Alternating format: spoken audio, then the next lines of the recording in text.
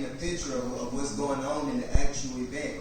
So it said that these men were standing at the marketplace. So it's a picture of, you got a bunch of guys that are hanging out early in the morning, because one of the things it did say is the guy arose early to go out into the master went out into the marketplace. And so here these guys are, they're standing around. It's probably still dark because at the start of the day he had a time sensitive job for them to get done. You will notice this as throughout this parable, he went back a couple times because he wanted to make sure this job was actually going to get completed in time. Because, it was a job he wanted to get completed, so that was the reason he started going back. Hey, I need more workers. And so as you see this, I'm pretty sure he was out there before the hour of daylight. He wanted them there at the daylight so they can get started on the job and get started right away. And so here these guys out there, they're standing there, everybody's standing around waiting. This is something that is normal, that goes on during the time, during these biblical times. Men would get up and they would go out and stand around for work. It wasn't like us, where we have a job, we know that we're going to have our job every day. They were really well off if you had a job that was guaranteed. Many people would get up early in the morning, go and stand out and believe, hey man, get a job. And so what's going on, this master comes up, he takes these guys, and what you see in verse 2 is very important to the entirety of this text. It's the thing that set everything in order. In 2, it says, he agreed to pay them a denarius for the day and sent them into his vineyard. There was an agreement, then they went to work. And so that kind of sets the stage of what's going on there. And so as we get down to verse 3, about the 9th hour, giving you an understanding of the hours, the first hour of the day would have been 6 o'clock. So 6 o'clock being the first hour, so here it is, it says about in this one it says 9 o'clock and give you the time. But it was 9 o'clock, this guy went out and began to look for more. He's like, hey, I need more workers. So these guys have been working about 3 hours, and he go out and get some more workers. Hey man, I need you to come help out in this venue, get some work. And so notice what he tells them. I will pay you whatever is right. He don't say I'm gonna give you the denarius. He don't give them an actual price. He said whatever is right. So one key factor here is they are depending upon the character of this guy. They don't know what he gonna give them. All they know is, hey, he said whatever right. And y'all hear Mike. It seemed right to me.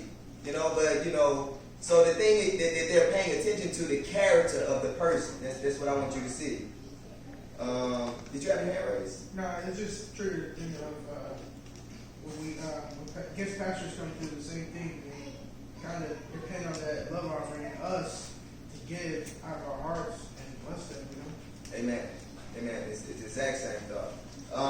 So he told them, you also go and work in my vineyard and I will pay you whatever is right. So they went.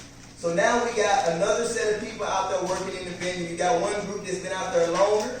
Then you got this next group that done came on the scene. They excited to be at work. They're out there working as well. He went again at noon.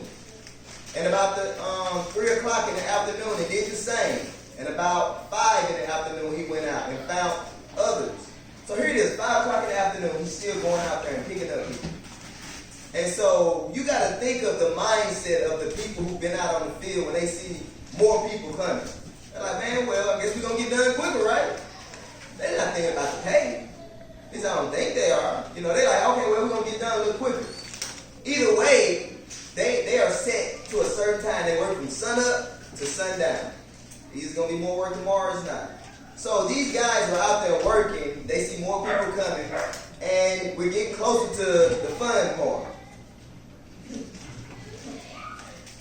And so evening came, the owner of the vineyard said to the foreman, call the workers in.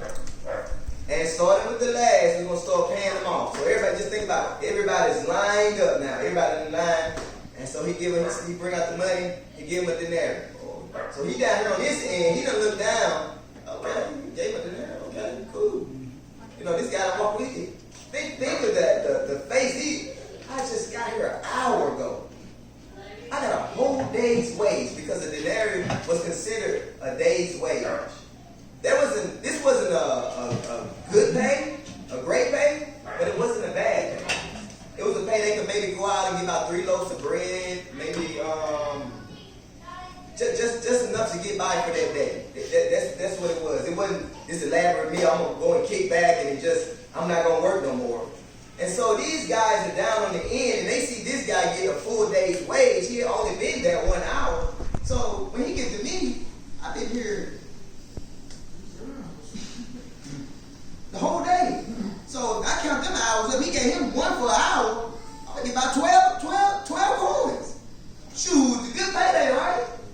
And as he goes down the line, they noticing that he's still giving this dude the same thing. What's going on? Oh, well, he gonna really hook us up. We down here. The first you gonna be last. And he get down there, and he give him this one single coin. Just one. And so here it is. This is where everything began to break. They begin to complain. They begin to gripe and say, hey, now I was here all day toiling in the sun. I've been sweating in the heat of the day. And you gave me the same thing that you gave the guy down there.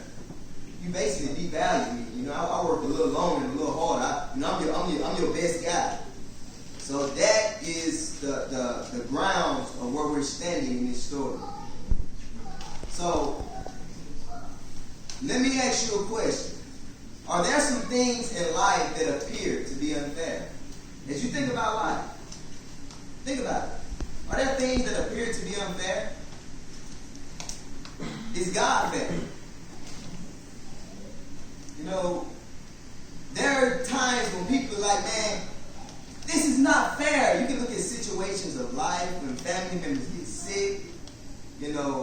I'm born short, not tall. And I can look at these things and be like, man, this ain't fair.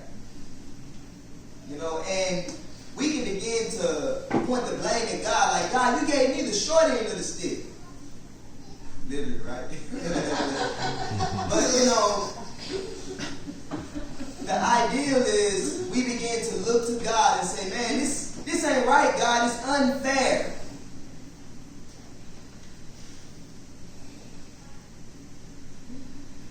In many cases, we do this, and the problem is we place God on God and say that He's not fair. As we look at our story, we see the workers begin to gripe and complain. They taken their eyes off the fact that they should be grateful, that they have a job for the day. Because think about it. This guy went back at an hour before the day was about to shut out and picked up more workers. So just maybe there were some people that didn't get work for that day. It's possible that people did not get a wage for that entire day. And yet, because they're fixing their eyes on what someone else has, not remember the goodness of God, that they have received the job and was able to work and is able to provide for themselves for that day, they're missing the grace, they're missing the love that has been shown to them, and they're calling the one who has done good to them a bad person. And we can do the same thing. We can look at God with the same eye. God, look, you treat me unfair. The thing is, these workers would live paycheck to paycheck. And during these times, as I said earlier, it's not like they just had this whole set of wages set up. So there was even laws that were set in place to make sure that they got paid. As we look at Deuteronomy 24:15.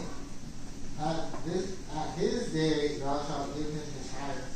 Neither shall the sun go down upon him, for he is poor, and setteth in his heart upon him.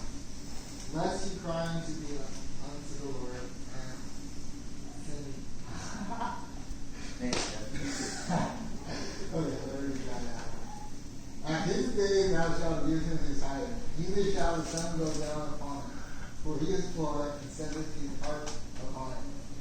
cry against thee unto the Lord, and it consent unto thee. Amen. So what it is saying is, as this man worked today, don't say, man, well, I'm going to pay you later.